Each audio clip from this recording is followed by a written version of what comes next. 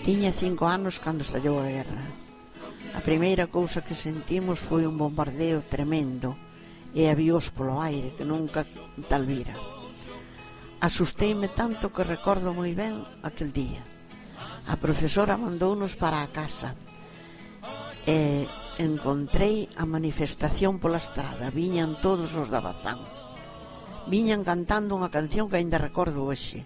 Non queremos unha reina puta ni tampouco un rei Borbón. Queremos un buen presidente que gobierne mejor a nación. Vivín uns días moi asustada. Era pequeniña, pero tiña que seguir indo á escola. E como tiña que ir sola a miña nai, facíame a roupa de cor vermello. Así víame ao lonxe.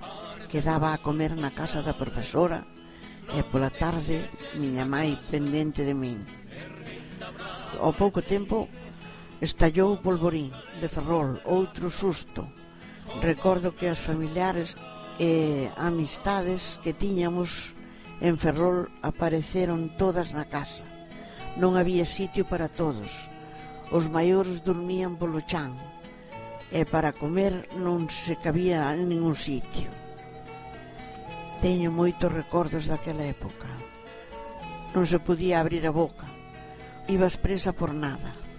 Se vías os escapados non podías decir que os viches. Recordo que un veciño encontrou no medio dunha bouza da súa propiedade o escondite dos escapados. Decideu contarllo á Guardia Civil e esa mesma noite os escapados chamaron a todos os veciños, incluídos os rapaces, e o fillo do señor que os denunciou, e deronlle 2 tiros. Miña tía, ao sentir os tiros como lle viñeron a buscar o fillo, deulle un ataque de nervios que tiña a cabeza virada cara atrás, case de todo, e foi a Guardia Civil que estaba ali ao lado a que lle deu os primeiros auxilios. Eran tempos complicados. Recordo tamén que ao lado da miña casa había unha familia moi pobreña, que a que tiña moitos fillos. Miñas tías recolleron un de meses.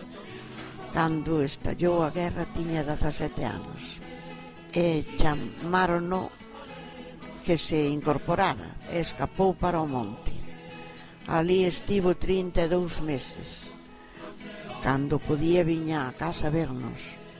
Matáronlle varios compañeiros e ainda cheganos un día a noticia que os mataran todos, e entre eles Bollo, que así se chamaba. E claro, un desgusto tremendo, pero pola noite apareceu Bollo na casa e miña nai caeu desmaiada e o único que quedou con vida foi el.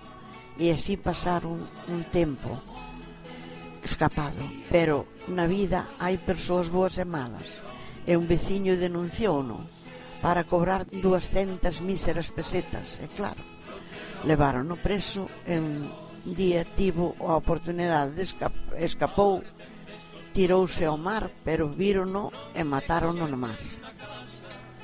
Pero despois disto vivín unha infancia bastante feliz, iso que non tiña ningún xoguete de ningunha clase. Buscábamos calquera cousa para xogar. Tocoume vivir o tempo da miseria, pero hasta os 20 anos fun moi feliz. Teño 3 irmás. Despois empezou outro capítulo da miña vida. Casei e tiven 2 fillos homes e empezouseme a complicar a vida. Marchou o marido para fora ao Brasil e ali non tiña ningún valor a moneda. Estivo 10 anos fora e cando volveu complicáronseme máis as cousas e separámonos. Pasei no fatal. Tiña solo 40 anos e era como se me acabara a vida. Pero cando cheguei aos 65 cambiou a vida totalmente. Os meus fillos xa estaban casados e situados e eu empecé a vivir de novo. Apúntome a todas as excursións e balnearios, cursos de manualidades, cursos de nadadora, con 77 anos, hasta que me ocorreu recordar as miñas pegadas na memoria da muller.